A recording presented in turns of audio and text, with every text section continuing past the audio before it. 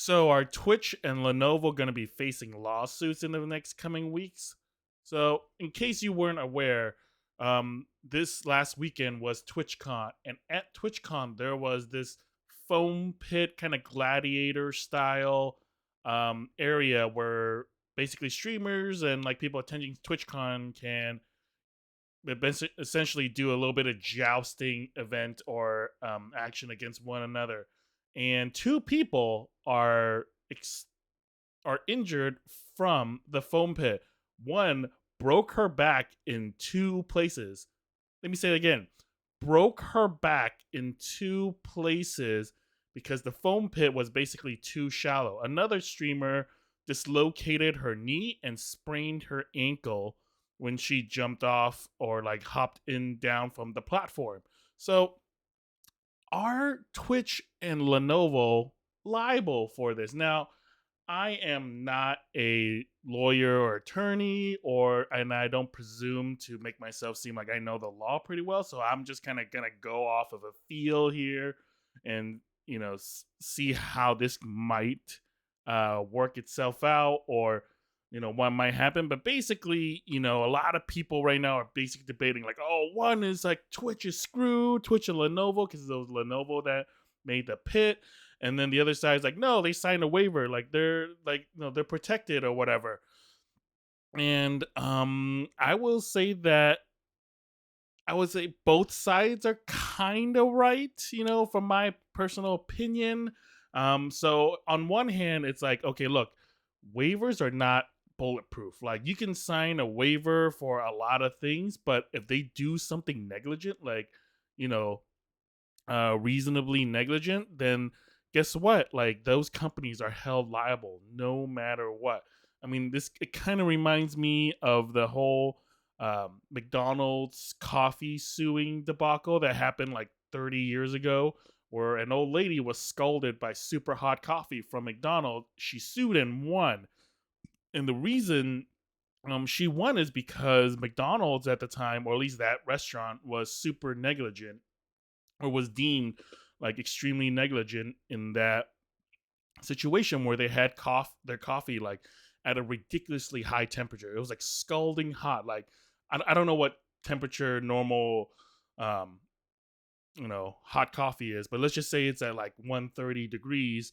Like, that coffee was at like 200. It was something like that crazy. Now, I don't know if those are the exact numbers, but I'm just saying, like, it was at a temperature that it just shouldn't need to be in order to be like a good cup of coffee. And I think their only defense was that, like, oh, well, people were complaining our coffee wasn't hot enough. It's like, okay, well, maybe you can warm it up for that one person, but you don't need it scalding hot for like everybody. So and those are like, and obviously, and like the way, because like I think the way she spilled it on herself was like she left it on her dash, she knocked it, and some people would say like, oh, hey, like, don't put hot coffee on your dash where it's like unsafe. But it's kind of like, well, you can't have something and you shouldn't have something to that degree anyways. If it's just hot and it just like burns her and it just hurts because it's at a normal temperature, then she has no case. But when it's like that scalding hot, then it's not good. Similar in this case, like, okay, yeah, like, even if you have signs or sign a waiver, if you don't build something that's like to a degree that's like, hey, like, and you're telling people, whatever you do, don't jump and just like dolphin dive in, right? Like, if you're not telling people to do that, or you're not physically trying to help them up and down the thing, like, or whatever, um you can be held negligent. And just to kind of give you an idea of what the pit looked like, here it is, thanks to this streamer or this person on Twitch. Like, here is the pit itself. Now, from what I can tell, like, okay, one, it's only a foot deep. It's basically sitting on concrete because they basically made this kind of like giant kiddie pool, like blew up this kiddie pool barrier thing, and then threw some foam cubes in there. And it's basically like, depending on um how much safety was put in here, like, they could be held very liable. I don't see any signs around here from what I mean, from this angle. There's only one angle. So there's no signs. Uh, and from the looks of it, streamers had to walk through the pit in order to get onto the platforms in order to play the little jousting game. So arguably, one could say like, hey, look, you know, or at least Lenovo and Twitch could say like, look, a reasonable person as they're walking through this sucker would likely feel how like that they probably shouldn't just jump onto the pit like anyone, like just like you would do in normal foam pits, which are usually super deep. They're like you know 10 foot deep, and like you have to build them on top of like a what's that called, a trampoline, because like those are how like you're supposed to build foam pits, not just throw some cubes into this 1 foot deep pit. Um so Lenovo could argue that like, hey, look, any reasonable person should walk might that walks through this should know that like, oh, I probably shouldn't just like drop into it just in case, right? But at the same time, foam pits, can argue, or people like the people injured could argue like, well, foam pits are given the kind of the impression that most people just jump into them, right? Like most people don't imagine getting injured jumping into a foam pit, right? Like they don't jump into that and say like, hey, like, oh look, it's probably going to be hard, I'll be extra safe. Most people would look at this and be like, it looks like something I can just hop into. So depending on like reasonable perception of like danger and injury, this could, I mean, I feel like lawyers on both sides can argue either way, right? Like, and it's really up to a judge or a jury in this case to be like, okay, like, who has the best argument here? Because I think at the end of the day, um again, I would say that again, like the waivers, they're not bulletproof. Like I said earlier, like you just could, like if you don't build something that's like, if you like, even like let's just say like if you build something that's unsafe, like it's not even up to like a certain regulation, like for example, like say like you go into a haunted house, right? Like during, now that's Halloween, you go into a haunted house.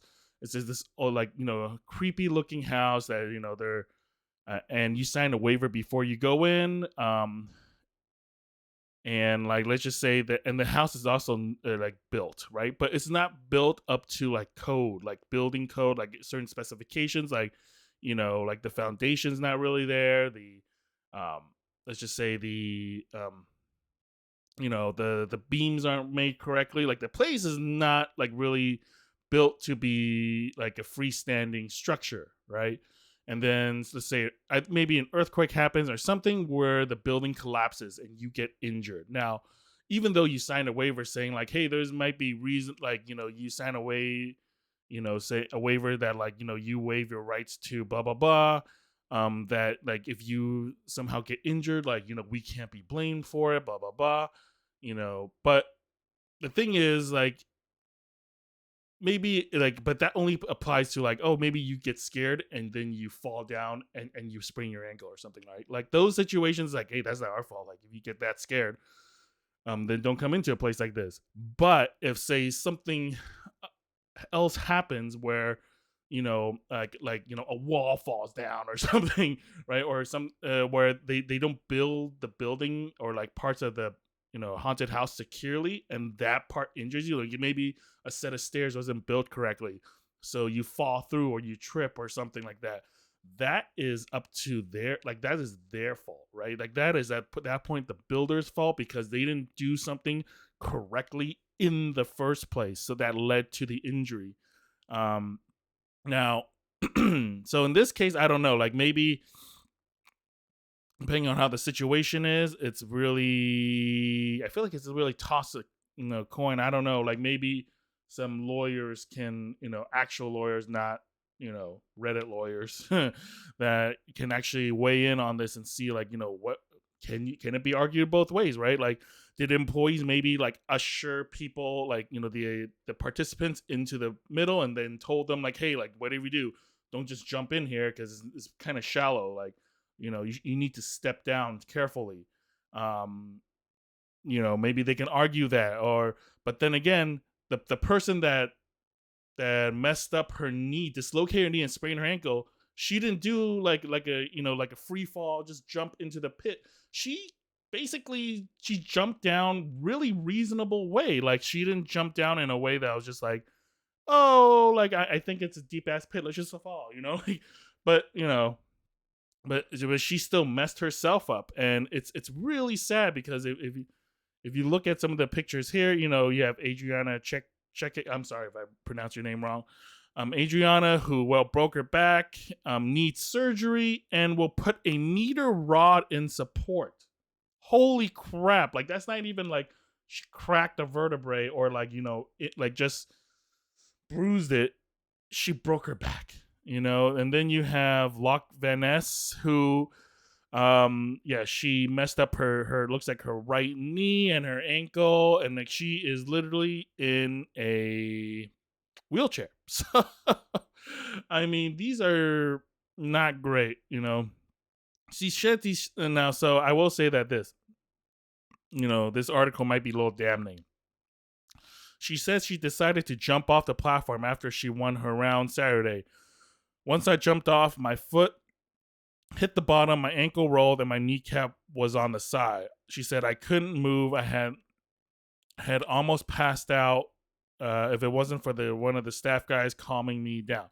Now, some may be able to say here, like, the way she jumped down, like, I'm guessing the way she jumped down was probably like, she wasn't anticipating for like, basically the pit to end so abruptly, which is why, she messed up her knee and ankle at the same time, the way she did.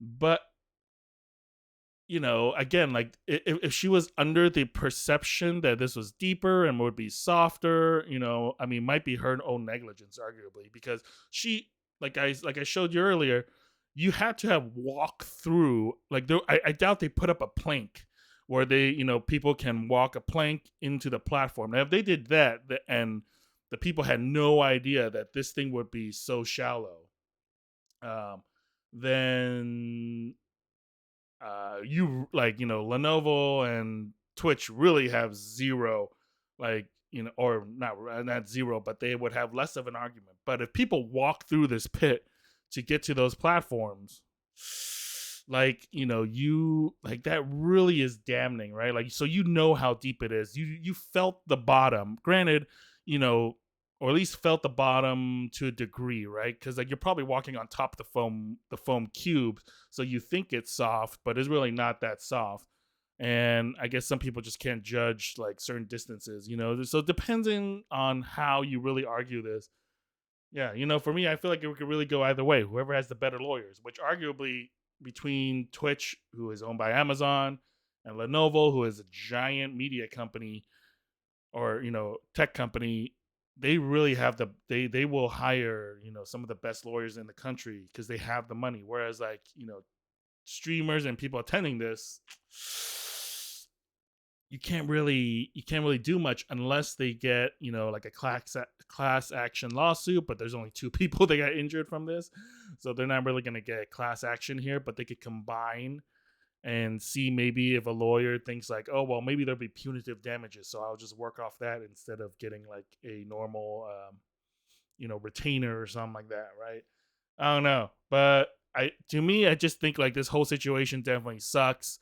I hope those streamers get better soon and that they don't have to um you know go through too much pain. I think what's the most likely situation here is that there won't be a lawsuit.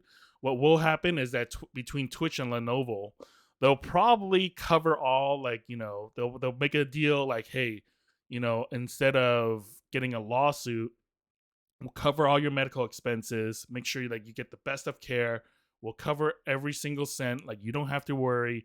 And and then you sign like another document, like an NDA, that you will never talk about this again or something like that.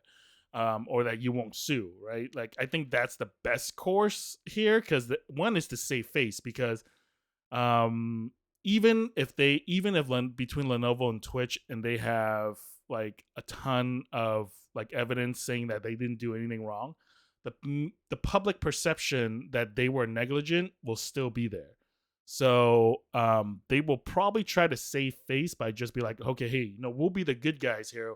We'll spin this in a way that makes us look good by covering all your medical expenses and making sure that you're okay. That way we don't look as bad, I guess you can say, and we look like we're the good guys. We'll do this, but you have to sign into the contract saying that like, you can't sue us. So, and especially if they accept the money from them. So, I think that's what most likely will happen. The likelihood that between Adriana and Locke Van Ness that they'll just straight up just go to a lawyer. I'm sure some lawyers are reaching out to them, be like, "Hey, I can help you sue," in some shape or form, but they might not do that, or at least lawyers will help them try to negotiate that that type of settlement between them in order to get this going. But anyways, that's kind of my take on this whole debacle shenanigans. Let me know what you guys think will come about this. Will there be a lawsuit? Will there just be a settlement? What will actually happen between all this stuff? So let me know what you guys think in the comments. Give this video a like and hope you guys are having a good week. Take it easy.